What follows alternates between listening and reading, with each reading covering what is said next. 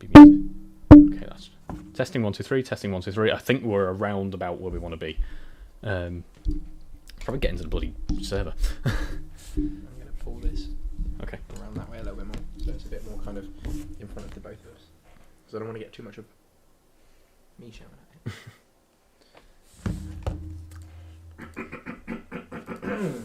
Oh, and wouldn't you know, on his second lap, Colin Keneef's on a purple first second. Oh, of course. He's on the softs though. Ooh. It's quite rare to see Colin Keneef running a soft set. We're not going to have the good F1 graphics for tonight because they never work. Oh, well, I'm not fussed about it. As cool as they worked in Silverstone really well. Yeah, just 20 seconds. It's fine. Round 5 of the AROC. Oh, it's so cool that we might be getting Alfa AROC on I know, that'll be cool. kit. Don't go autocam. Don't want autocam. It's currently telling me only one man is on track at the moment. I can accurately describe that as an... Oh, that livery looks so good. I can accurately describe that as an inaccurate statement. Yeah, it's the bloody graphics. It's now saying I've got to wait for everyone to do a lap for them to come up on my timing screen. Right, so we've got... That's turn 1 in it. It's a crash with Yeah, Anthony Gray's just... Will Inglis having a small accident. We should get a track diagram up. That'd be a good idea. That might be a good idea. Yeah.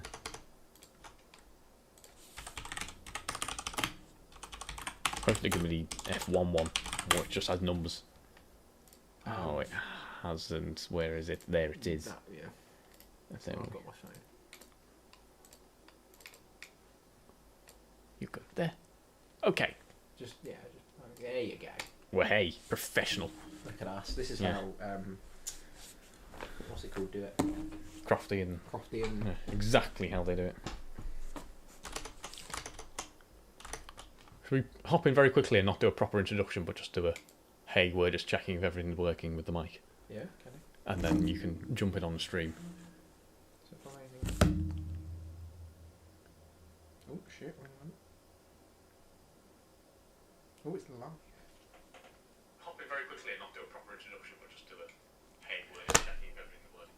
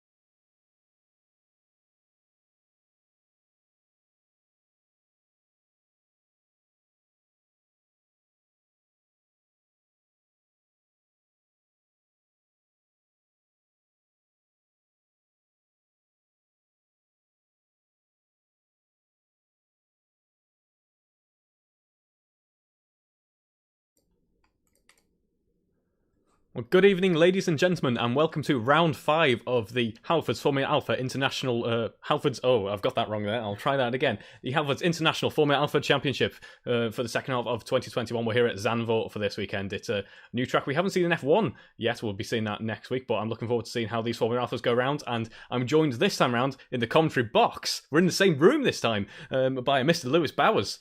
Yeah, welcome. It's so nice to see you in the flesh, Reeve. It's been so long over Discord and all sorts of social media apps, but now we're finally sat here together, watching the same screens, looking at the same stuff, so we can hopefully provide a better commentary for you all. It's looking like a really good track. I'm very excited to see the F1 cars at this track in a couple of days' time. But for now, these Formula Alphas will have to do. Yes, it's currently Colin on pole with just under 10 minutes to go in qualifying. He's currently chilling in the pit lane there. He's already set a very competitive time at 1:34.8, running on the softs, I believe, for the moment. It's George Battersby behind him with 2.2 seconds behind, and actually a little bit of a battle building up for the higher spots up the grid already. We've got Alex Smith and George Battersby posting a very similar time, with Will Harper and Andrew Whitehead again kind of heading toe-to-toe with each other as we head around the sweeping banked curve there of turn 3. Yeah, as always with this championship, it seems to be the guys often pairing up or forming into 2s and 3s on that grid, where they're all within a couple of tenths with each other. And as we see, I believe that's Andrew Harvey, one of the new guys there, just I think aborting a lap, and probably we'll see him respawn back in the pits. Well, I think he was coming to the end of what was a very competitive lap there. He's posted a 1:36. I spotted him in 3rd for the moment. So this early on in his Formula Alpha career, that's certainly an impressive job from him there. Alex Smith improving his time with a 1:36.8. Yeah, I think it's very important for these new guys who are coming in. We've got a few new guys coming into the series today to just make a statement and say, look, I'm here. I'm not going to let you guys walk all over me. I'm going to make a good competitive start in this series. That is often so competitive. We often see so many kind of very close little trains forming up early on in the race that tend to stick around for a very long time. So it's important, that they make a very good impression in their first qualifying session and to show the other guys what they're made of. Yes, and we have a couple of newcomers to round 5 here. We have Charles Chuck Norris, which is a brilliant nickname. From now on, you will only be referred to as Chuck Norris. Very memorable. And then we have Alex Walker. Alex Walker's just posted a lap time. He's gone 9th fastest there with a 1:38.5, so that's a reasonably competitive lap time for the moment. It's actually on the mediums, that lap. So interesting strategy from Alex there so far in this qualifying session. We've got just over 5 minutes remaining, but he's looking like he could be on for a bit of decent pace so far this early on. It's only his first fast lap at the moment. Yeah, with the other guys further up the grid setting their fastest times all on the softs, so that medium tyre is definitely going to hamper him slightly. Could we see him go onto a soft and maybe do a soft run later in the session perhaps? I think we had a bit of a chat earlier on today, and it seems to be his strategy to see how he does on those mediums, and then if necessary change onto the softs for a bit of a flying lap like the guys further up the grid. Yes, Colin, who is still enjoying a little bit of a siesta in the pit lane after posting that very competitive lap time, was saying a few days ago that the soft is pretty much only good for a lap before it starts to struggle afterwards, and the hard is optimal for the race, the medium kind of being in a bit of no man's land. But I've actually had some sim time for the first time in a while at Zandvoort in this car on a very nice sim rig. And I must say, it's a really difficult car to drive around this track. Once you get it right, it feels really good. But the curbs are vicious, as Alex Walker improves there to go 6th fastest with 1:37.7.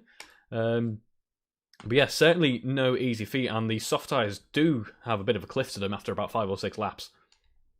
Yeah, so I'm unfortunately not in the same position as you, Reeb. I haven't got a huge amount of experience in this car or on this track. But I do know that these cars, from watching the last few rounds, are let's say not well suited to the curbing of, say, a GT car or or the touring cars that we see the guys racing at. We see other guys racing every other week. As we have Andrew Whitehead going off there. Whereabouts is that on the track? I believe that is at turn 3 where he's headed off there. He's currently 4th fastest. We've only got just under 5 minutes remaining of qualifying now. It's the type of mistake that he can't afford to creep in at this stage, or he could be handing a higher up position to someone like George Battersby, who's been with him pretty much the entire session. He's only 200s down, And he's currently pointing in the right direction, getting ready for another lap.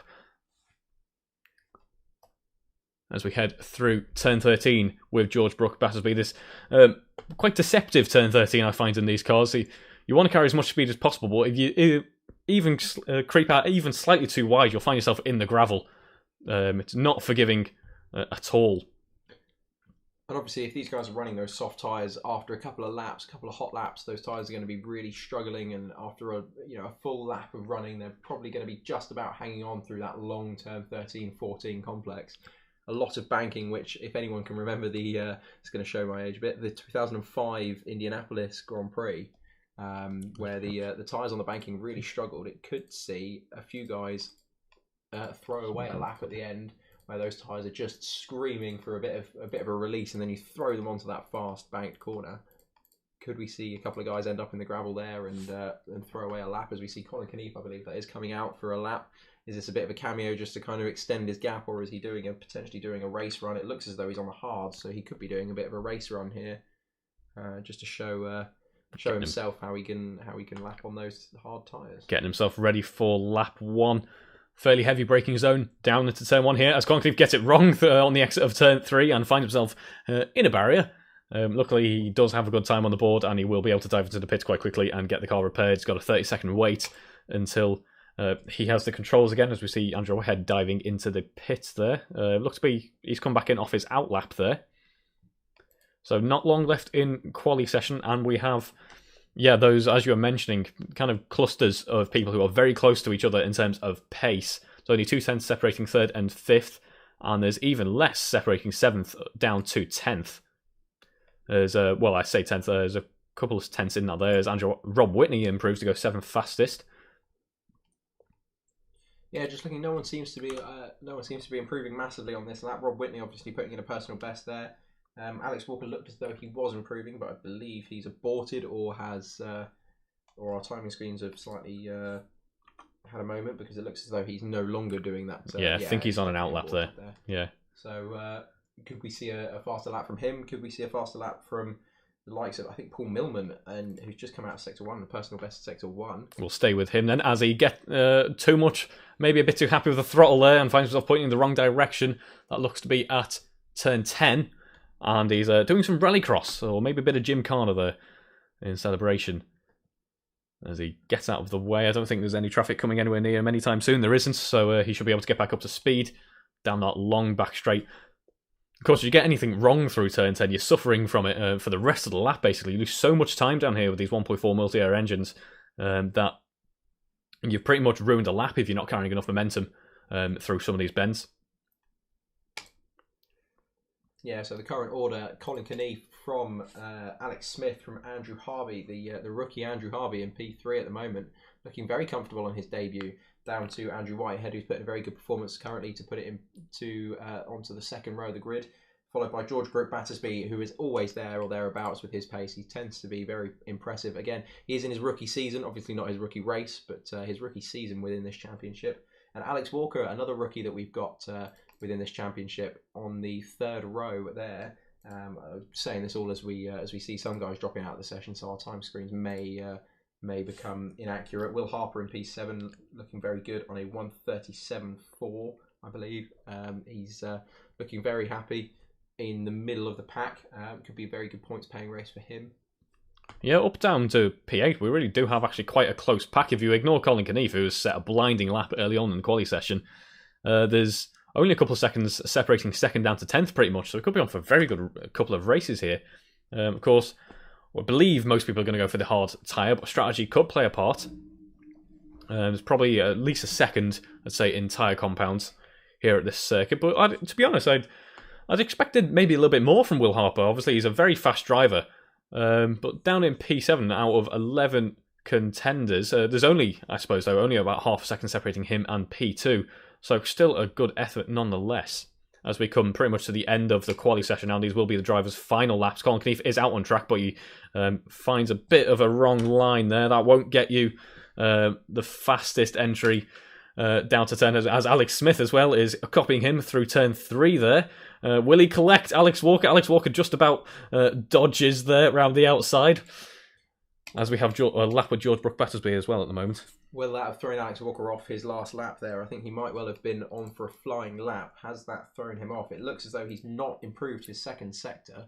So it may well be that accident in front of him has just put him off a little bit. And just as we see George Brook Battersby joining the group of guys who have decided to abort in spectacular fashion. Will Harper able to improve just at the right moment there, takes himself up to P5. Very well done to Will. That's the third row of the grid for him there. It looks like Alex Walker has aborted that lap there, so he will be staying, as things are, staying in P6. I think that might be everyone's last laps from the looks of our timing screens. Yes, that is it for qualifying. It is Colin Knief on pole, Alex Smith in second, and then a very close third for George Brook Battersby. Will Harper taking fifth in the end, with Alex Walker conceding sixth as a result of Will putting in that blinding lap towards the end there. So that is it for quali session. We'll be back here in a few minutes for race 1.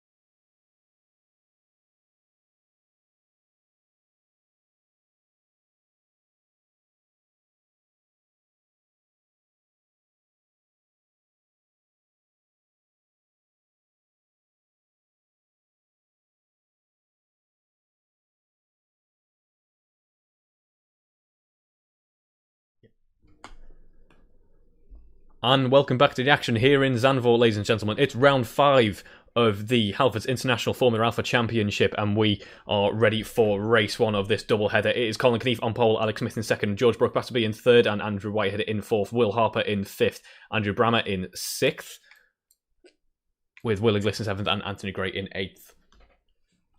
After a very exciting qualifying session, it could be interesting to see how these guys do. Some very, very close times down from 2nd all the way down to about 10th as we see these guys with a very interesting set of tyres. Some people, Alex Smith on the mediums, Andrew Brammer on the mediums, who else? Andrew Harvey, Rob Whitney, Paul Millman, Steve Knight. Sorry, not Steve Knight, and that's it on the medium tyres. Would those tyres, who we've heard from the guys, not be particularly quick as we come down 10 seconds to go now until we get underway. And we start to hear the revs rising. Or we don't, unfortunately. I'll fix that on the stream in a second, but it's 6 red lights on the gantry. And we are away. Colin Knief got a little bit of a kick from the back end as he headed off the line. A lot of wheel spin from his car there. That brings Alex Smith just a little bit closer as they barrel down towards turn 1 then. It looks like it's going to be Colin Knief out in front for the moment. He's got pretty much no competition as it stands. George Brooke-Batterby is looking at a move down the inside of Alex Smith as Andrew Whitehead gets ahead of Will Harper, who tried a move on him. Alex Walker finds himself up into 10th position. He started from the back row of the grid, according to our timing screen, by the looks of things. He's currently running 10th, getting past Barry Clayton, Paul Millman, and Rob Whitney and Steve Knight as they head through turn 3. Then it's about a second separating Colin Knief and Alex Smith, with Andrew Harvey getting past Anthony Gray to take 8th position. It's currently Colin Knief has very little competition. Meanwhile, Alex Smith has got a lot of pressure being put on him from George Brooke-Batterby. He's had to back off a little bit as it looks like he tried to move. That wasn't quite going to work from that far back. That's been a fairly exciting start to lap 1 as we see George Brooke-Batterby pointing the wrong direction there. And it looks to be there's been a fairly substantial accident involving someone else. I believe that is Anthony Gray as well. That's put them down to the bottom of the grid. And Alex Walker has been involved in an accident, as has Will Harper.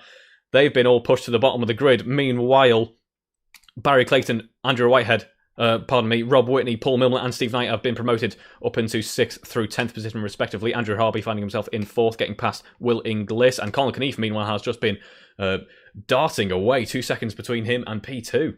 Yeah, it looks as though it's Will Harper, Alex Walker, Anthony Gray and George Brooke-Batterby unfortunately involved in that incident on lap 1 there. I think 2 separate incidents by the looks of it may have caused multiple cars to get caught up in the same part of the track. It didn't look as though Brooke-Batterby hit anyone. It looked as though he went around of his own accord out of, I believe it was turn 7. But I think it was just a case of people not necessarily getting the escape right, almost, if that makes sense. Kind of not quite being able to avoid him quick enough and causing an incident of their own. And that looks as though that's put Brooke-Batterby a long way down the order there. It looks as though he's coming to the pits. I think he's probably going to... Rob Whitney's carrying a lot of oversteer according to our screens there. I'm not sure if that's lag. That looks spectacular. There's some Formula Drift lines through that complex there. I think Brooke-Batterby might be trying something with the tyres maybe as he comes into the pits. It's all a bit chaotic there for that mid-pack. Not often we see something quite so dramatic. We often see a little bit of rubbing is racing, as we like to say. But yeah, quite a dramatic incident there on lap 1. We have Andrew Whitehead now on the gearbox of Alex Smith as they head down the long straight out of turn 10.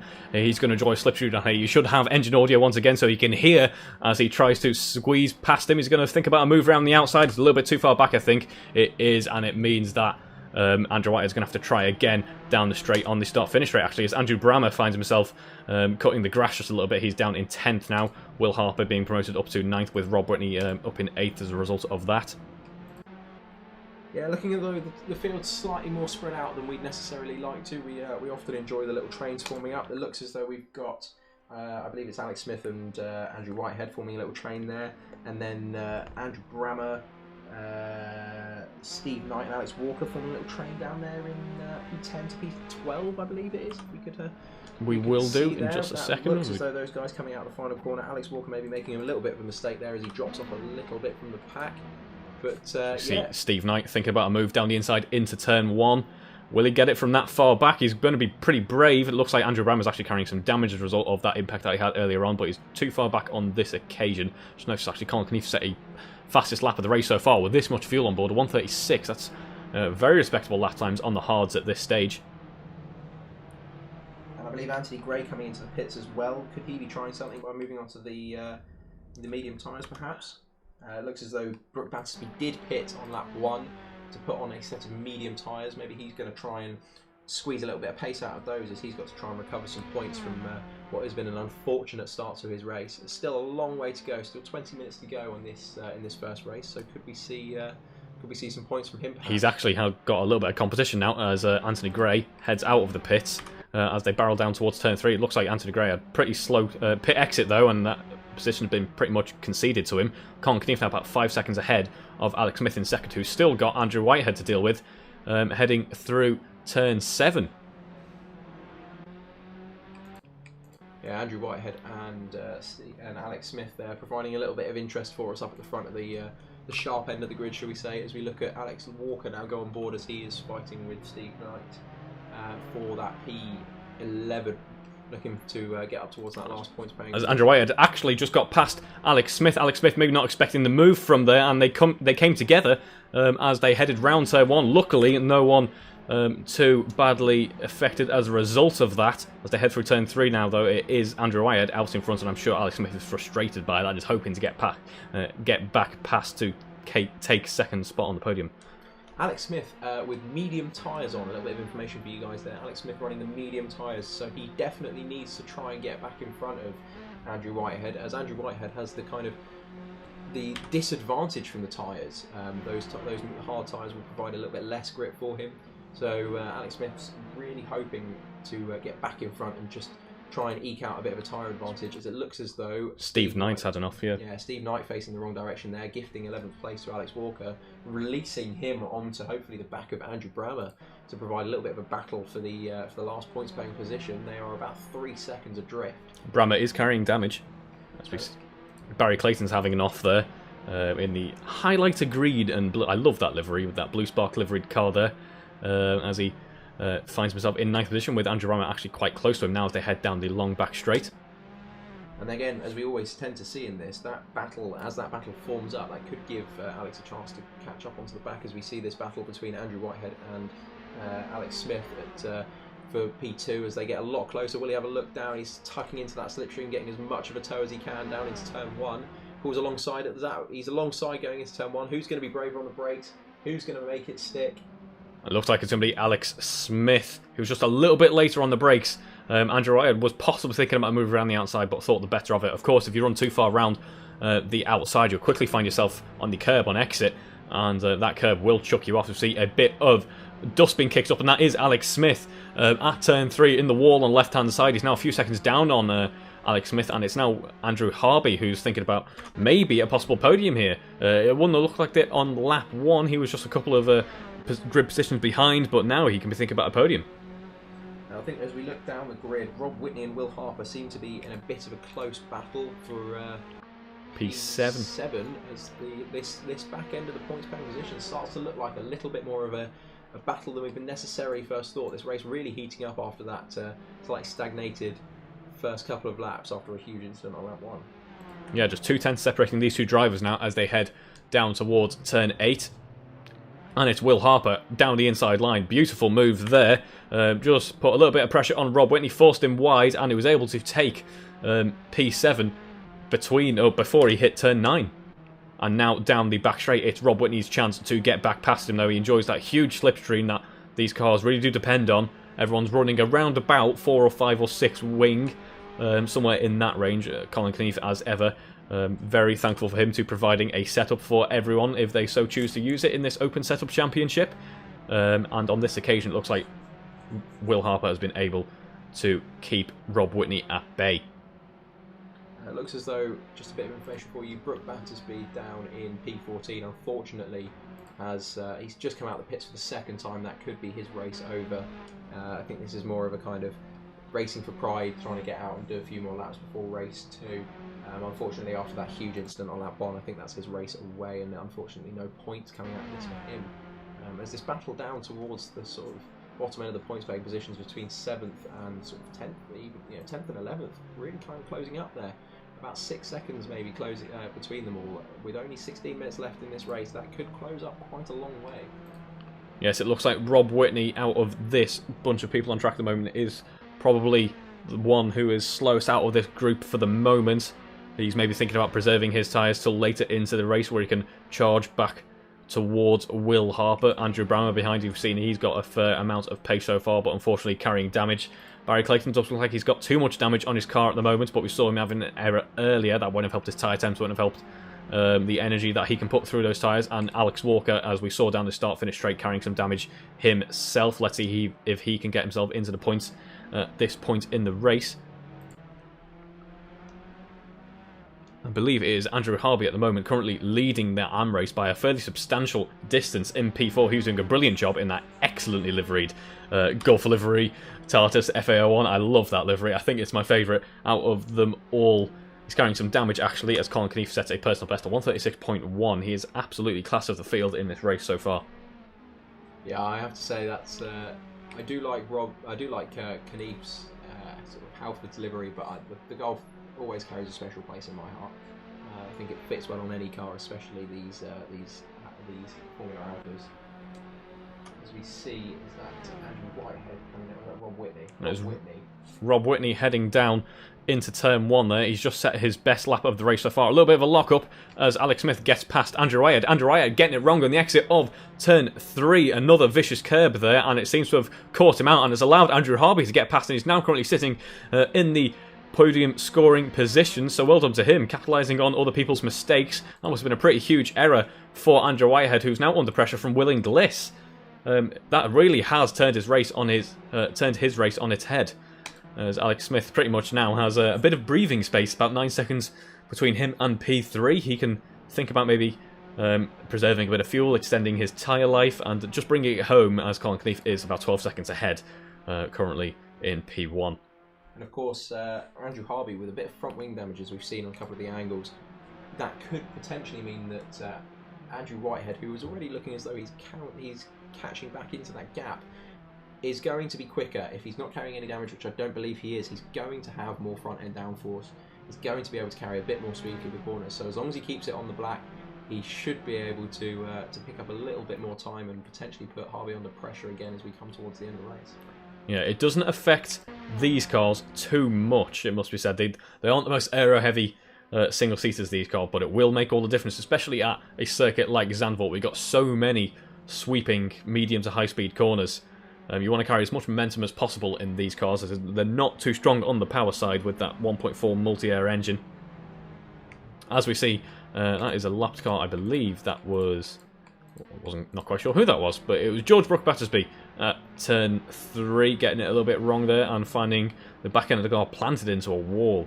It's lucky we don't have proper gearbox sim damage here, or otherwise I imagine he'll be struggling just a little bit on that front. Yeah, looking slightly further down the order, back down to that battle for the last kind of points paying positions, 9th and 10th. Looks as though Barry Clayton is about 8 tenths behind. As we see, as Alex Walker looks as though he's made a pass. Barry Clayton making an error there, and Alex Walker getting past. Right, okay. Didn't quite see that accident quick enough, unfortunately. That promotes Alex Walker into the point-scoring positions, as you said there, Lewis. And more importantly, sets him up quite nicely for this reverse grid race coming up in about 15 minutes. As we see, only about a second separating Andrew Harvey and Andrew Whitehead, so he's doing a fair job of closing in on Andrew Harvey as some lap traffic gets out of the way there and they head down the long straight. Andrew enjoying the benefit of the slipstream, makes all the difference in these cars on this circuit as they head down towards the strong braking zone in turn 11.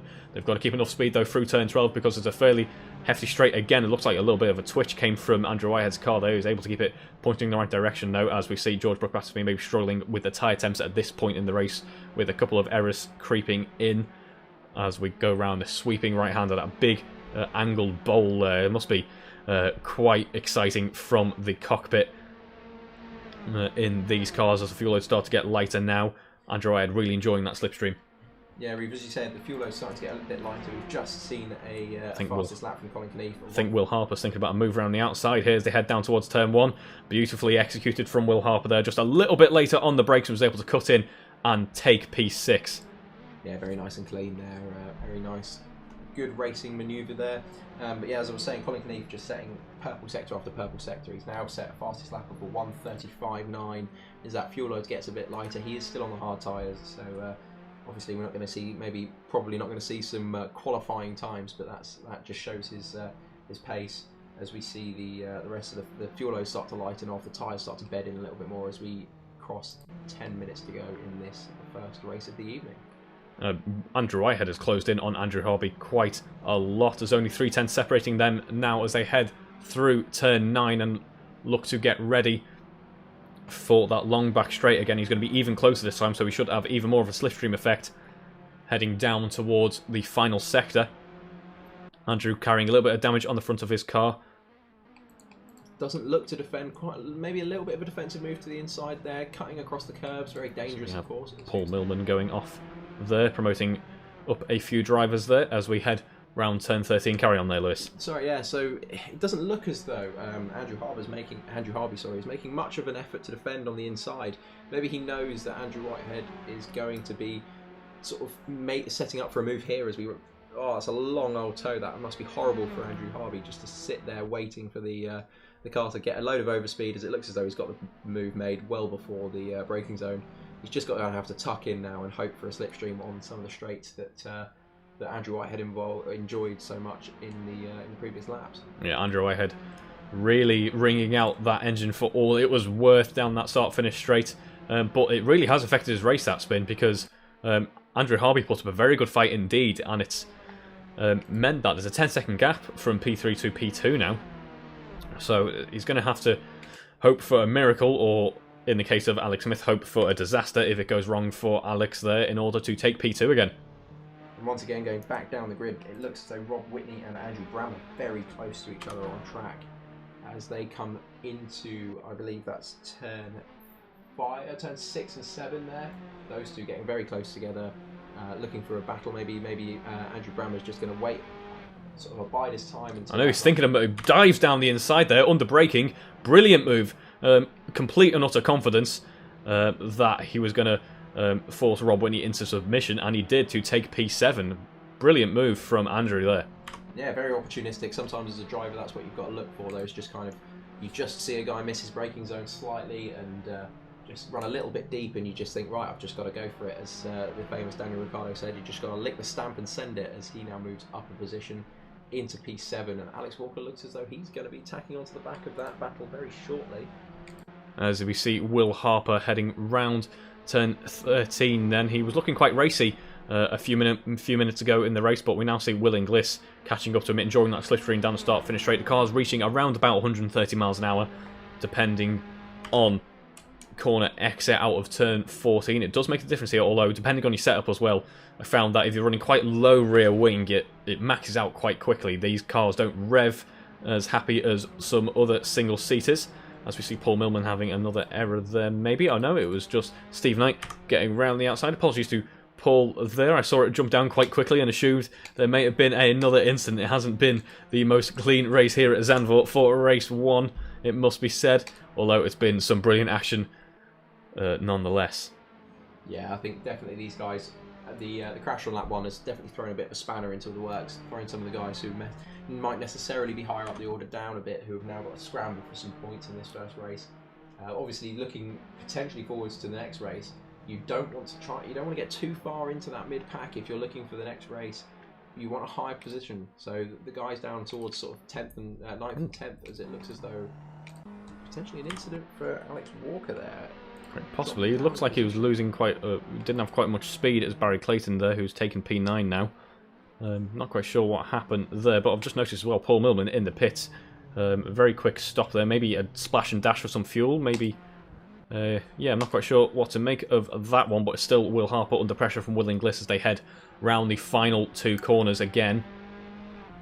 Yeah, these two have been on each other pretty much all race, I believe, so it's good to see these guys forging out a battle. They're both on I believe they're both on the hard tyres, so there's not much of a tyre difference that's going to come into play, as it looks as though Will Inglis maybe just pulling out just to get in the mirrors of Will Harper, just to maybe think bit of intimidation. Yeah, I'm there. Make sure you know that I'm going to be looking for a move. If you make a mistake, I'm going to capitalise. It's age-old driver move to just try and move out into the middle of the track, maybe just to sort of say hello, wave your hands at them a bit.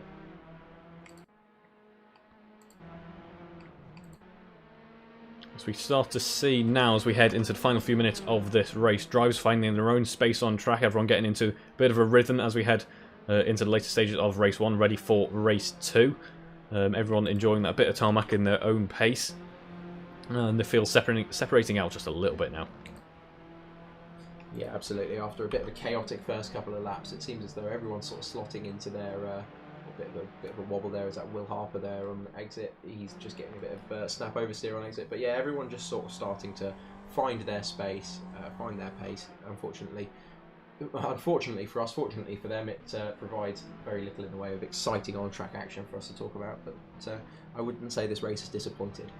Definitely not. Brilliant track as well. I do like this track.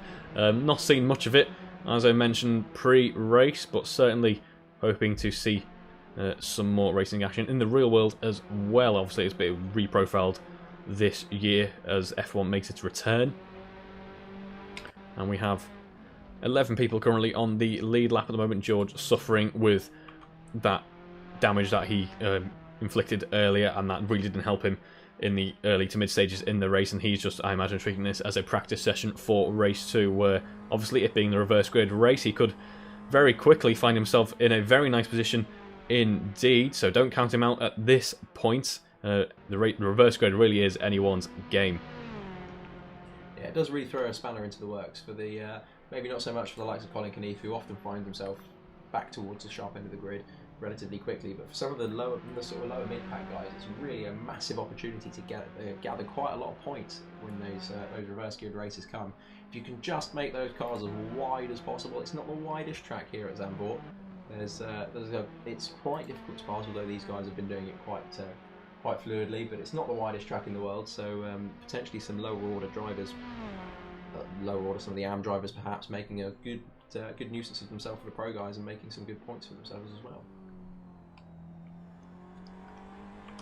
As we see Colin Knieve heading through turn 1 with around about 5 minutes to go in this race. He has been, as we are so used to in this half of the year's running, class of the field. 25 seconds between him and P2. Obviously Alex Smith having Andrew Wyatt to contend with. Meanwhile, Colin was just able to scoot away. He did the job in qualifying, and he's reaping the rewards for it now, really. And I'm sure he will be an absolute force heading into race 2 as well. Yeah, it must be said, Alex Smith doing very well he lost that position as he does a bit of law mowing and then a bit of Tokyo drift. Will he save it? He just about catches it there. Well done to him there at turn 3. Very tricky, steep turn, stink banked, very tight corner. But yeah, I think him in second place, he should be very happy with that second place. He's had a very good race, kept it relatively tidy after after getting a bit scrappy with Andrew Whitehead losing the position and then gaining it back again. So yeah, very happy with that P2, who he's got a very comfortable 6.5 second gap, although it looks as though that might be coming down, but I don't think it's coming down quick enough, unfortunately, for Andrew Whitehead. No, unless we see errors like what he had at turn 3 on this lap creep in. Again, I'm not sure whether Andrew will be able to catch him and start putting some pressure on.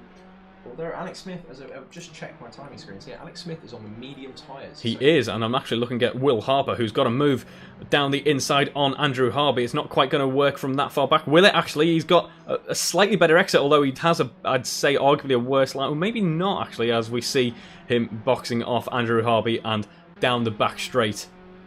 It is Will Harper in 4th, so well fought for Will Harper. He's had a fairly decent recovery drive this race, actually. Didn't qualify quite as high as we usually see him, and didn't have a brilliant lap 1, finding himself around about P9, P10, but he's now running P4, running very nicely indeed, carrying some good pace at this stage in the race. Just to interrupt you there, I believe Colin Knieve has had an off by the looks of our timing screens. He got a few, maybe not so much, I don't know. It came up on our timing screens that he had a small crash with environment is what comes up on our screen, so maybe he's had a little bit of an off, not lost much of his lead there. But no, a very brave move around the outside there, up the inside into turn 9 and holding it all the way around the outside through turn 10. It's not the easiest move in the world, but it does look good and it feels good as well. You feel like a racing driver. See Andrew Harvey maybe struggling with pace a little bit at this stage in the race now. Maybe he's thinking about fuel preservation. He is running the medium tyre, so maybe we're seeing that medium, those drivers enjoying the benefits of that extra grip at the start of the race, not behaving as they would have wanted.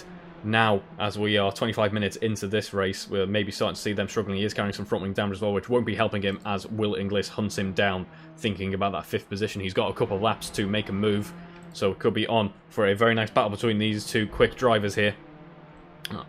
Yeah, seeing some guys on those medium tyres earlier on in the race obviously gave them that nice pace advantage that they've enjoyed for the first 20-odd minutes of this race, and those mediums have gone very deep, so...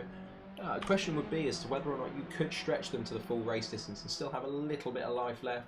I think it's quite a risky manoeuvre trying to... Looks like Will Inglis got a little bit of a better exit out of turn 10 there, and down the inside, under braking into turn 11, that long braking zone, rather that harsh braking zone. He has got a move on Andrew Harby, who just had to leave the door open. I think maybe that car not behaving as he would want.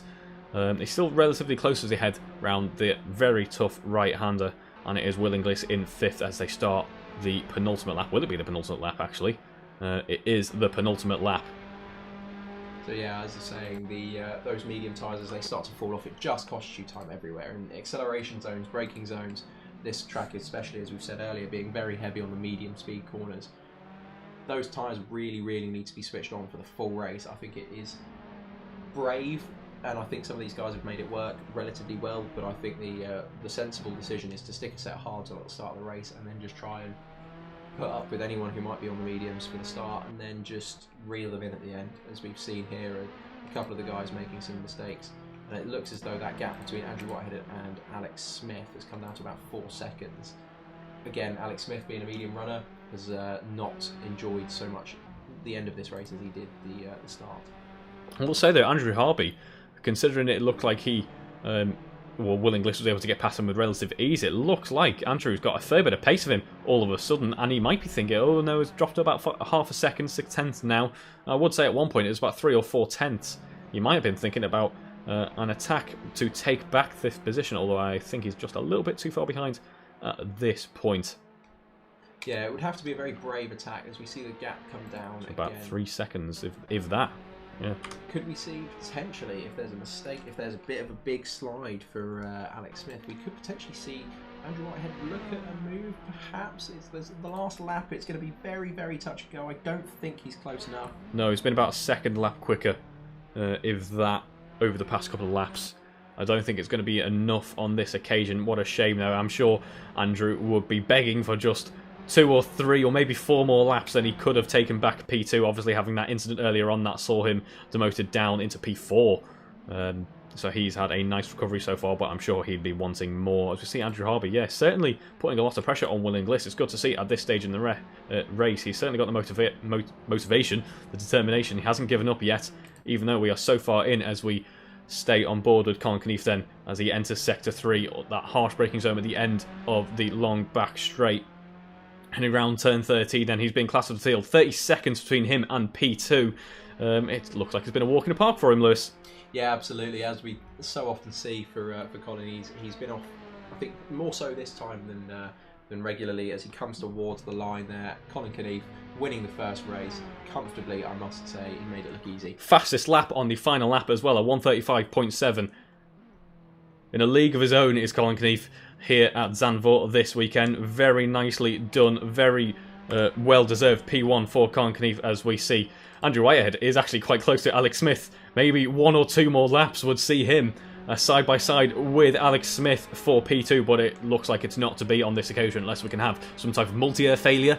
It's not unheard of on these engines. He's looking like, yeah, he would have been quite racy, but it's Alex Smith who takes P2, Andrew Whitehead P3 at the end of their race. Very hard fought for both of those drivers. Yeah, Will Harper looking very set as he comes around the last corner in P4. Very good race for him. Will Inglis and Andrew Harby looks as though they're going to come across the line, as is Will Inglis taking 5th place. A very good recovery from Andrew Harby there. We never thought those mediums would be able to hang on at the end, but he did very well to keep it very close. Yes, and another pair of drivers who I'm sure if they're enjoying their battle will be wanting the race to carry on for that just just a little bit longer, but it wasn't to be. Andrew Brammer taking a very nice 7th, actually. That kind of forgot about his drive towards the end there, but he's had a very nice drive indeed, taking home 7th. Rob Whitney taking home 8th, with Barry Clayton taking home 9th. See him having a few issues earlier on, but he still enjoys the point-scoring positions, as does Alex Walker taking home 10th, Steve Knight taking home 11th, Paul Millman in 12th, Anthony Gray in 13th, and George Brook Battersby having those issues with the car earlier on, taking home P14. Well, that race was certainly action-packed. Yeah, definitely an exciting race one, and I'm looking forward to seeing the reverse grid second half of the weekend then, Lewis. Yeah, absolutely. It should be a very good race with that reverse grid and throwing all sorts of spanners into the works, so we'll see you then. Yeah, we'll be back with the action here at Zandvoort in just a couple of minutes.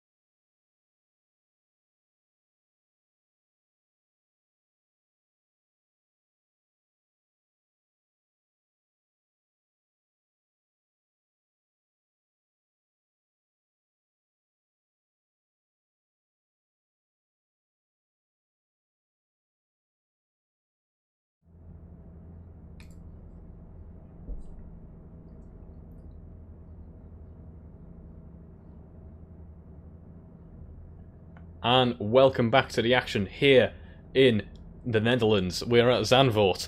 It is race 2, the reverse grid race. It's George Battersby on pole position following the struggles he had in race 1. Anthony Gray in second, Barry Clayton in third, Andrew Brammer in fourth. Could be an exciting race here. We've seen people like Colin Knief, Alex Smith and Andrew Whitehead have some really impressive pace around this circuit. It's 40 seconds until lights out, and you start to hear people playing with the throttle just a little bit. Maybe thinking about the launch this time, because the launch could make a huge difference here in this reverse grid race. You could find yourself catapulted up by about 5 or 6 positions if you get the launch right before you even enter turn 1. Yeah, as we saw in the last race, I believe, and Colin Knief in pole got a lot of wheel spin, and so ended up getting a little bit swallowed up into turn 1. Of course, we by the end of the race, we saw he was miles out in front. As we get a light on now, I hand back to Reed.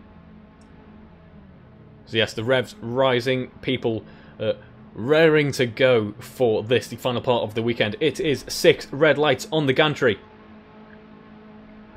And we are away. George Battersby getting a very good launch there. He's pretty much left Anthony Gray for dead. Barry Clayton is thinking about a move around Anthony Gray at this moment in time, although it looks like he's dropped back a little bit. He's been a little bit conservative into turn 1. That has put Will Inglis rather into third position.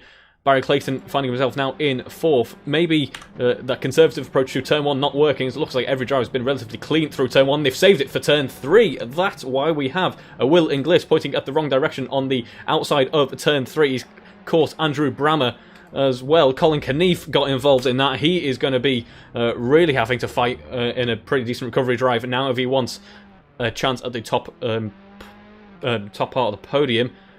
As we see George Battersby still leading at the moment. Lewis. Yeah, so once again it seems as though the spectre of a bad start has caught up with us quite heavily there. It's Battersby getting away nice and cleanly with Anthony Gray behind him. Only 8/10, so not quite as much of a clean getaway as Colin Knief saw in the first race, but it's a gap nonetheless. As we see, we ride on with Andrew Whitehead now, I believe, and now down to Alex Walker in P9. Yes, staying on board with him, because we actually get a very good view of all the drivers heading down turn 10. You can see everyone is pretty much 2 or 3 tenths apart. They found a nice bit of the circuit to occupy already, but everyone's close enough to everyone pretty much. Everyone can be...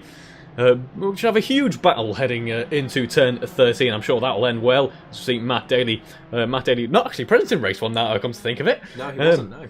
He's joined in for race 2, so good to see him here for some racing action this evening. He's currently running P7, and he will be enjoying the slipstream for Alex Smith. Alex Smith got a lot of pace, got more experience than Matt Daly this evening, so he'll be hoping for a good battle with him. It is Will Harper currently in 5th. If he can keep this position up, he'll be on for a very nice set of a very nice haul of points from this weekend, as we see Rob Whitney getting past Paul Millman into turn 1, but he locks up and pretty much hands P10 back to Paul Millman. Paul Millman hanging it around the outside, but he's going to find himself on that very dangerous curb there. Paul Millman's actually carrying some damage, and we can see it is Steve Knight and Colin Knief battling as they head down towards turn 3. He's going to have an mighty impressive task on his hand to keep Colin Knief behind, and he doesn't keep him behind. Colin Knief now in 11th, Paul Millman getting it wrong at turn 3 and finding himself in a wall again. As he found himself in a wall entering turn 3, and he's in a wall once again on the inside. And it looks like okay. Still at turn 3 for Paul Millman for the moment, as Will Harper is pirouetting into the gravel, currently running down in P7th then. A lot of drivers getting past. That is a really unfortunate point at which to spin out. Currently P9, P11, it's dropping back. Everyone's staying relatively close at the start of this reverse grid race.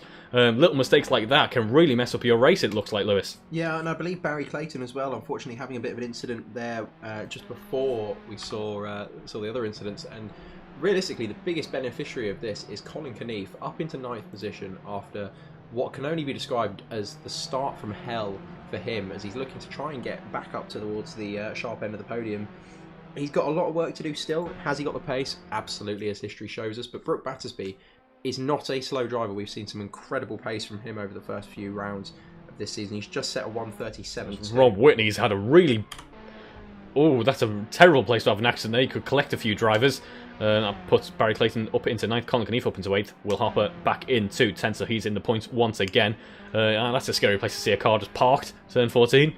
Yeah, absolutely. It's not one of those places you can easily dodge a parked car.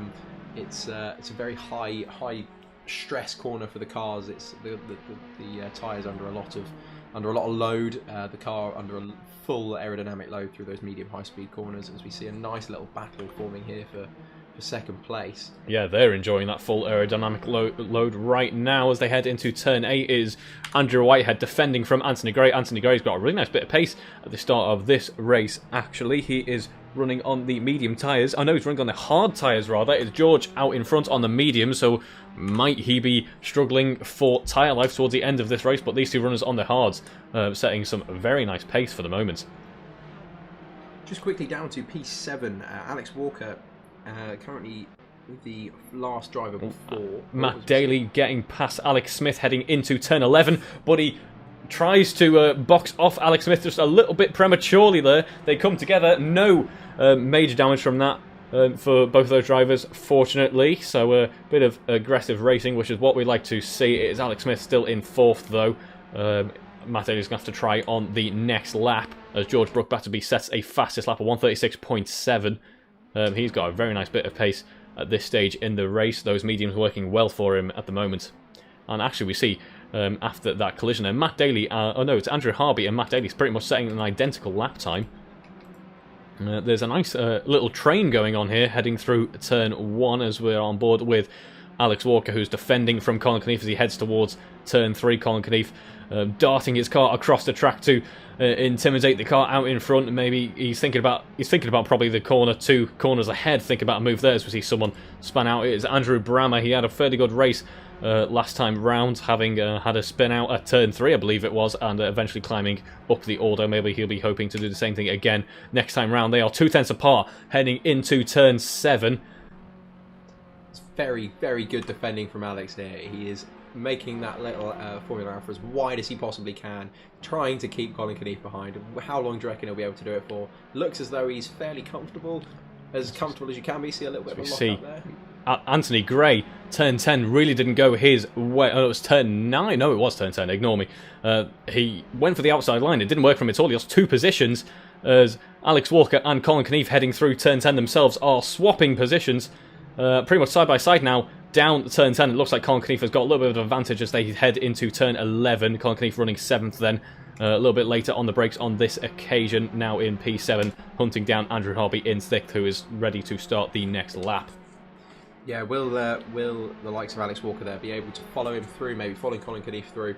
It's always good to have a guy who you know is quick in front of you, so you can follow his lines a bit and potentially use him as a bit of an entry fragger to break up some of the traffic in front if you could just stay on him and follow him through. This race looks a lot closer than race 1, really. I must say, I know we're only about 7 minutes into this race, but by this point in race 1, I think we'd seen one major incident and a few battles, but not really much in the way of a train. We've definitely not repeated that in race 2. We've got some nice little trains. Yeah, Anthony Gray and Andrew Harby coming together at turn 3. We're seeing a lot of incidents at turn 3 this weekend. Colin Knief now promoted into 6th. He's got a slow Andrew Harby out in front, I can imagine, not carrying much momentum through that corner at all, as we have actually some lap traffic to contend with for Colin.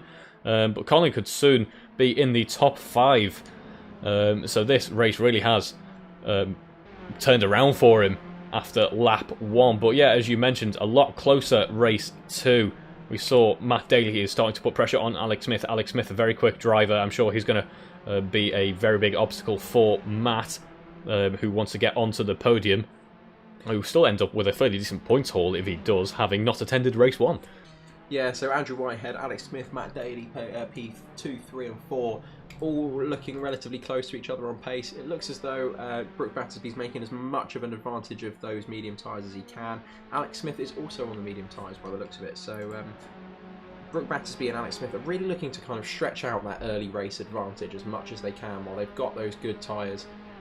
As we saw towards the end of race 1, those tyres do not last. They don't. Matt Daly really joining the slipstream is going to be side by side. In fact, it might be ahead as they head into turn 1. He will. If he's a little bit brave on the brake, he squeezes Alex just a little bit, but Alex is going to try and hang it round the outside. He's going to be too far back, though, and he concedes 3rd position to Matt Daly. Although not by much, though. You might be thinking of a charge back to 3rd into turn 3. Is he too far back? Maybe on this occasion.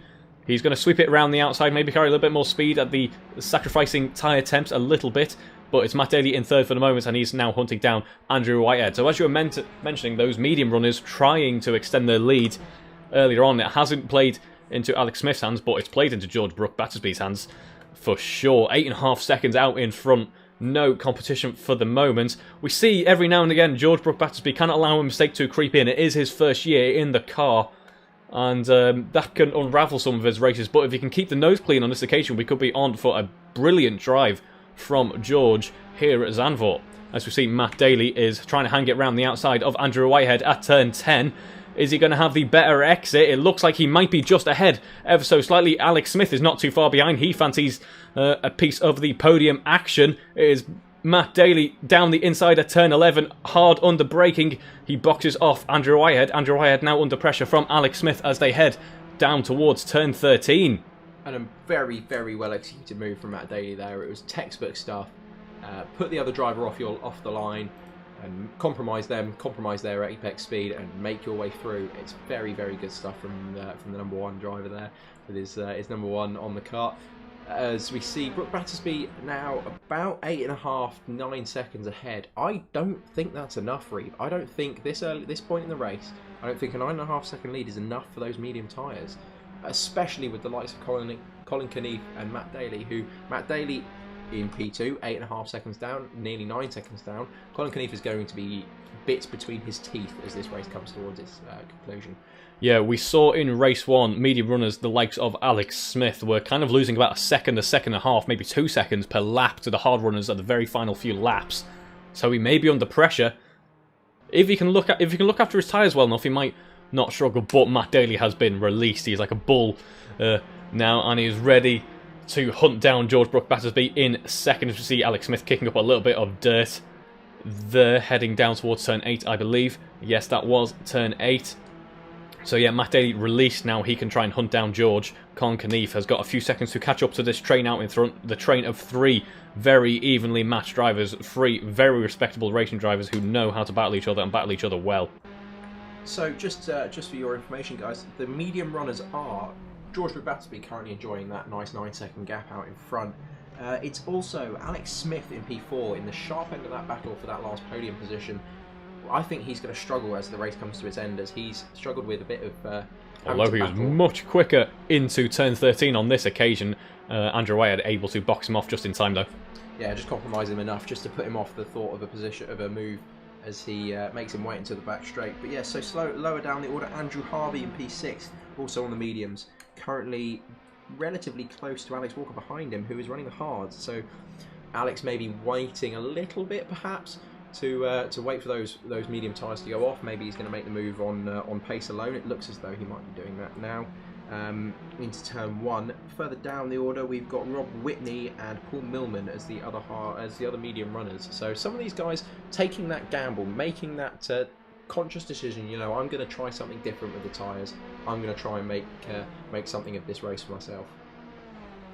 Yes, and speaking of making something of this race, Matt Daly wasn't in attendance for race 1. He's here for race 2 and currently P2. We've seen him be released now pretty much, but we haven't seen him close that gap up to George Battersby. If anything, it's extended ever so slightly in the past couple of laps, and that is exactly the news that I imagine George Battersby wants to hear. Yeah, absolutely. He is just looking to extend that gap. He's going to prove me wrong here, just you watch. He's going to... Commentator's curse. Commentator's curse, absolutely right. Working in the opposite way. Sometimes, often it works to the disadvantage of a driver. I think this time George Battersby's trying to prove as he just dips a wheel onto the grass there. So now, slightly unusual line. But yeah, I think he's hoping to use the commentator's curse to his benefit, as we see this battle really sort of continuing at the rate at which it is, as we see Anthony Gray unfortunately disconnecting there. Colin Knief will be looking to join that, coming back onto him. Of course, we always talk about Colin quite a lot, but he's coming onto the back end of that queue quite rapidly. He has got a lot of work to do. He is about 12 seconds down from the lead of Brook Battersby. Does Alex Smith thinking about a move into turn 1. Andrew Whitehead looks like a little bit spooked by Alex Smith darting towards the inside line there, having to dip it onto the grass. Luckily, he was able to keep it pointing in the right direction, but that made it a little bit easier for Alex Smith to take P3 at turn 1. Yeah, some really good racing from these guys, something that Colin is going to have to avoid. I'm not sure if he's going to be able to. As we see, it looks as though Brooke Battersby's had an incident. He has. He's had an instance on the exit of turn 3. Oh dear, I was saying this is the type of mistake that he wants to avoid at this stage if he wants to secure that win. He now finds himself in P2 under pressure from Alex Smith and Andrew Whitehead, who are side by side, thinking about maybe the victory themselves. Matt Daly, obviously, he wasn't showing an amazing pace in the past couple of laps. He's now running P1 all of a sudden. And we all of a sudden have a 5-way battle for the lead, effectively, at this stage in the race. We see Andrew Whitehead think about a move on the inside. He takes, he defends from Colin Knief. Alex Smith gets a little bit closer to George out in front. George able to eke a little bit of a gap from P3. The order hasn't changed much, but it looks like it's about to as we head into the heavy braking zone that is turn 11. Yeah, absolutely. Just as we were talking about potentially George Brooke Battersby making this, unfortunately for him, a very boring race, he decided to spice it up a bit for us, and the lead now, the gap to the leader for this top 5 drivers is less than 3 seconds. That is going to make one hell of a last 10 minutes for us. It will. George being a little bit of a cork in a bottle by the looks of things. Maybe his tyres getting a little bit overheated from that incident. Matt Daly able to kind of leg it away down the straight there, about 2 seconds separating them. They're going to be side by side. Alex Smith getting a bit of a better exit. He forces George wide. George entering the pits there. What a shame to see his race pretty much come to an end like this. It's Alex Smith in second. Colin Knief gets the inside line into turn 3, taking P3 from Andrew Whitehead. Andrew Whitehead now running 4th. He might be thinking of a move into turn 3. We've seen turn 3 be the undoing of so many a driver here this weekend. Will it be? Will it play into Andrew Whitehead's hands on this occasion? It doesn't look like it will, but these drivers are very close indeed. It's about 2 seconds separating Alex Smith to Matt Daly. Can he use those mediums at this stage of the race? It might be too little too late for Alex to take the victory, but yeah, that was an exciting past couple of laps as Colin Knief takes P2 from Alex Smith. Alex Smith a little bit slow into through turn 5 and turn 6. They're currently now P4. It's Colin Knief in P2. Colin Knief's pretty much been unleashed now if he is able to keep Andrew Whitehead behind it. It looks like he might be able to. It's about half a second then. Can, in this last 10 minutes, Colin Knief take P1 from Matt Daly? It looks as though those medium tyres that we were waiting to fall off the cliff, potentially in the last 5 minutes, have fallen off a lot earlier. I don't know if that's anything to do with the sort of relative pace of this race compared to the last one, but those tyres falling off big time for those guys. George Brooke Battersby has come out on another set of mediums after that little entry to the pits. He will be looking to drag some pace out in the last 8 minutes. Colin Knief on the hard, exactly where he wants to be, chasing down Matt Daly. This could be a very good battle towards the end, as we see. It could be. We could be in for not only a good battle for the lead of the Pro race, but we might be on for a battle for the lead in the AM race. This is Andrew Harvey and Alex Walker, currently P5 and P6, doing a very nice job leading that AM race at such a high position. Will Alex Walker be able to? He's now on those hard tyres, I believe. He might be able to catch up to Andrew Harvey in P5. He hasn't got damage to contend with like he did on race 1, but Alex Smith was 2/10 a lap quicker on the last time round. Colin Knief now only a second and a half between him and Matt Daly. That gap is closing down and closing down fast. Yeah, so just going back to the lead of the AM race with Andrew Harvey and Alex Walker. Andrew Harvey on the medium tyres. So that is going to be, as we've seen already, a huge benefit to Alex Walker, I think we can say. The medium tyres just don't seem to have the legs into the latter stages of the race. We did wonder about that towards the start of this evening. If you remember, we were saying the medium tyres seem to be in a bit of a no man's land, but some of the drivers in race 1 making them work a little bit. So I think that might have inspired confidence in some of the other guys to maybe give it a go into race 2, and it's really not worked well for those guys. Yes, what a shame for George Brooke Battersby, currently running P8 now. He has Barry Clayton 3 seconds behind him. Pretty much in no man's land for the moment. Will he be able to catch up to Will Harper? Will Harper running 7th at the moment. Yeah, a little bit of no man's land. What a shame. He did such a good job for most of this race. Colin Knief is now pretty much within a second of Matt Daly as they head down the start-finish straight. Might be a little bit too far back. Be starting to enjoy the effects of the slipstream from this distance, I would say. As Matt Daly sets his best lap of the race, but Colin Knief a second quicker last time round. At this stage in the race, the fuel load getting lighter. Those hard tyres maybe working for him a little bit better than the mediums that some others are running. But yeah, Colin Knief, he is becoming a bit of a specialist in this car, and that will be putting a lot of pressure on Matt Daly. That'll be weighing heavy in his mind, about half a second separating them, as Matt Daly on the exit of turn 3 gets it wrong, maybe a little bit too greedy on the throttle, maybe a little bit too aggressive with the curbs. He's now P4, Andrew Wyatt and Alex Smith able to get past. I said Turn 3 has been undoing everyone's races at some point or another this weekend, and it certainly has from Matt Daly. It is Colin Knief in the lead once again. I feel like we're a little bit robbed of a battle, unfortunately, but Andrew Wyatt will be very happy with that. He finds himself now P2, and Alex Smith back again on the podium. Matt Daly will be trying to close up to him, I am sure, with just over 5 minutes in this race remaining. Yeah, but it was really bad, really unfortunate to see that for Matt Daly there. An amazing race with no practice time at all. We did not see him in race 1. I don't believe we saw him in the qualifying session. So for him to come in and just turn up and race, he did a really, really good job getting into first and then keeping it for as long as he dare. Just as Reeve said, coming into turn 3, just getting a little bit greedy on the throttle, as we've seen so many times. Guys messing it up all over turn 3 on entry, at the apex and on exit, guys just dropping it, as we see Colin Knief now after what must be described as a recovery. It's just an amazing recovery drive. Absolutely. Yeah. You know, from lap 1 where he was way down the order, he's now up into the lead, where he finds himself so often. Lapping in the 136s as well. About 4 seconds between him and P2. If we look slightly further down the order, again to that AM lead battle between Andrew Harvey and Alex Walker. Alex Walker on the hard tyres. Andrew Harvey in the lead at the moment of that battle on the medium tyres. They are trading tenths in these laps. They are setting very, very similar lap times. So I think Andrew Harvey potentially doing a slightly better job of getting those medium tyres to last. But we could start to see in the last lap he was 4 tenths slower. So we could start to see that gap erode slightly. It's quite a big gap. He's got about 3 seconds. So Alex Walker's really got to do a job here. But on the better tyres, it must be said, for the end of the race. Yes, if he's able to extend that delta in that deficiency for Andrew Harvey in terms of lap time, we could see him close up to maybe fight for the AM lead on his debut, as it looks like Alex Smith has traded places with Matt Daly. I'm not sure if an incident was involved in that. It looked to be he was fairly slow through P10. I could be mistaken though in terms of that incident. Colin Knief about 5 seconds between him and Andrew Whitehead in second now. As we see Will Harper and George Brook-Battersby. George is certainly closing in on Will. We saw he was in a bit of no man's land, but Coleman takes his curse as soon as I switch to him on the exit of turn 10. He finds the dirt. That pushes him down by about 1.5 seconds.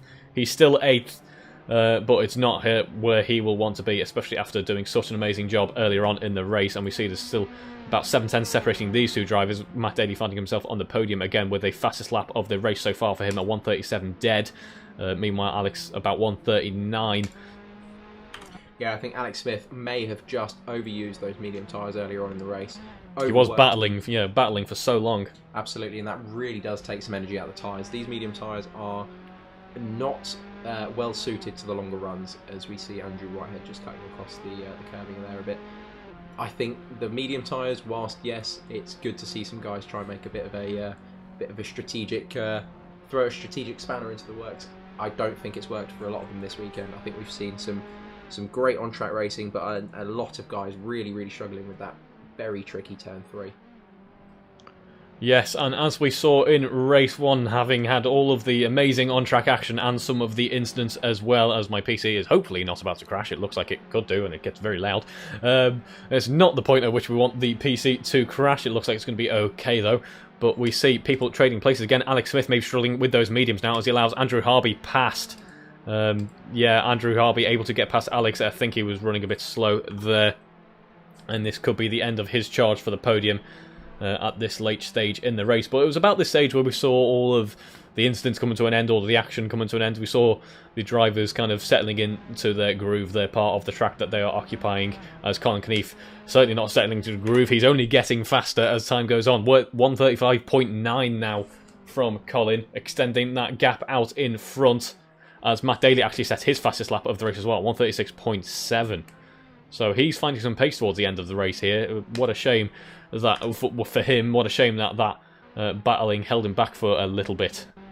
Yeah, just seeing Alex Smith, unfortunately, his lap time start to dwindle as we see the battle for that AM leadership. Again, I'm going to come back to this one. Andrew Harvey, Alex Walker, separated by a position this time with Alex Smith in between them, but still so close to each other on lap times. We see, actually, Rob Whitney and Will Inglis have had a bit of a battle. Looks like a little bit of coming together, according to the damage on Will Inglis's car as they head around turn 10 now. Will Inglis carrying actually a fair amount of damage from that turn 3 instance at the very start of the race, but these two are going to be battling to the very end, by the looks of it. And speaking of battling to the very end, they're a little bit further apart this time, but George Brook-Battersby was looking pretty racy behind Will Harper on the end of the the end of the last lap. Yeah, I believe that damage to Will Inglis's car came from a recent incident at turn 3. I think I saw that on the timing screens. He had was a bit on his own and had a bit of an incident with turn 3, as so many of these guys have. We've seen so far throughout this evening's racing. And we will actually stay on board with Alex Walker here, because we can see from the front of Alex Walker's car just how much Alex looks to be... it's not very helpful if I just say Alex. Alex Smith looks to be struggling on those medium tyres at this stage in the race. We're on the penultimate lap. Alex Walker is closing in on Alex Smith. We know he has leading pace, does Alex Smith, but those mediums really falling off a cliff edge here. It looks like Colin Keith might have actually had a bit of an instant. Maybe Andrew Wyatt just found an amazing bit of pace. They're only about 2.5 seconds apart from each other now.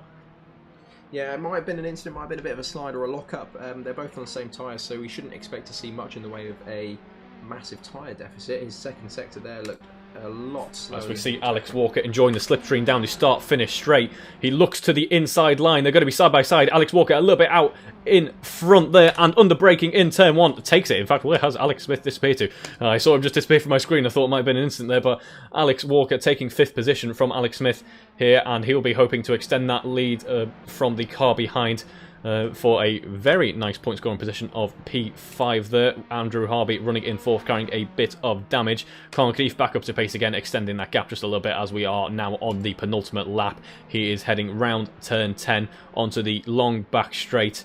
It certainly didn't look like on lap 1 that this would be a victory to be taken by Colin Keith, but it looks to be set up that way now, although with a 3-second gap. Don't count a mistake out yet. That could hand it to Andrew or Matt. Yeah, absolutely. It looked as though Colin Keith was done for as much as he can be. He's done an incredible job there to recover that race. And Alex Smith just dropping back, carrying some damage on the front now. Those tyres must be screaming at this stage under pressure from Will Harper at this point as they head down the long back straight. It's Colin Keith who's coming across the start-finish line now to start the final lap of this race. Absolutely right. I think, once again, as I've said so many times in the last 10 minutes or so, I think the decision to start on those medium tyres, it's really worked out for, it must be said. Oh dear, Will Harper. A lot of oversteer there, or maybe an error over the curbs, finds him running, facing the wrong direction. That hands P7 back to George Brook-Battersby. I'm sure he'll be happy to capitalise on that mistake to score as many points, scrape as many points away from this weekend as he can. Race 1 not going his way either. Will Harper coming under pressure from Barry Clayton behind after that incident. It looks as though he's going to keep his nose in front, I believe. Yeah. Yes, he's a bit too far ahead on this occasion for Barry, although there's another lap for these drivers to battle, as we see Colin Keith heading round turn 8 now on his final lap. Lap traffic out in front of him there as George Brook-Battersby gets ahead of Alex Smith. Alex Smith must be really struggling with that car now at turn 3. He has allowed George, Will, Barry, Steve to get past Alex Smith. Currently running... Oh no, that wasn't Steve. Looks to be some Paul...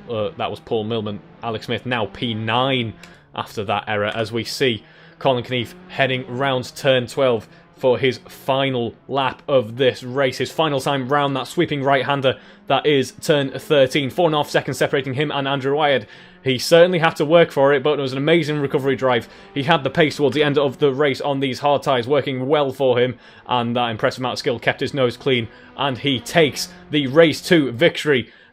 Absolute grand slam. Pole, Race 1 win, and Race 2 win. Well done to Colin Keith. Commiserations to Andrew Wyatt and Matt Daly, who were certainly looking pacey indeed, but weren't able to take the victory in the end. That impressive battle for P1, involving 5 drivers at one point.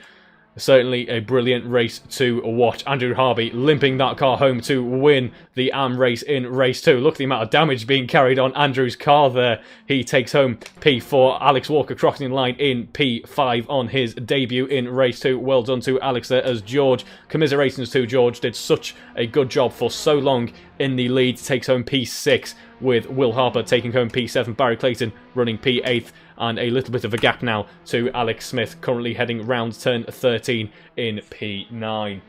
Just about managing to scrape some points there for Alex Smith. Such a shame to see his race come to an end in such fashion, but yeah, scraping away a couple of points towards the championship there. A lot of damage on that car, as you can see, and unfortunate race for him with tyres and with damage, as we see Stephen Knight crossing the line for P10, that last points position. Rob Whitney looking up, heading into turn 11 there. These cars so easy to lock up, being so light. No OBS on these cars, of course. These are a single-seater. And basically an F4 chassis that is currently being used, currently it's being used next year in British Formula 4, so I look forward to seeing that. Badges in the bath, unfortunately, not as an Alfa as it should be. As Rob Whitney crosses line P11th, and then we have a little bit of a gap to P12 and P13. But that was certainly an exciting race. The battle for the lead looks like it could have been anyone's game there. 5 drivers in contention at one point, and all 5 of those drivers doing a very impressive job indeed. Unfortunately, not working out for some. Yeah, absolutely. A really good couple of races there. Some lap 1 antics, shall we say. Not necessarily the shining moment for these guys, but some really good drives, some really good confident racing, making some really clean moves, really professional looking moves from these guys racing here at Zandvoort. I think it's a lot to be said for this race. A lot of guys should be very happy with this. Yeah, race 2, perfect summary to this weekend's racing. I think some amazing action. Certainly enjoyed commentating on it, and we head next time round in 2 weeks' time to Singapore, so that'll be an exciting one. Very different circuit, very narrow, very tight and twisty. I can see the look on Lewis's face. He is as excited for that as I am. So until then, we will catch you next time. Goodbye, everyone. I really enjoyed you guys watching along with us. So let's see what we're like in Singapore next week.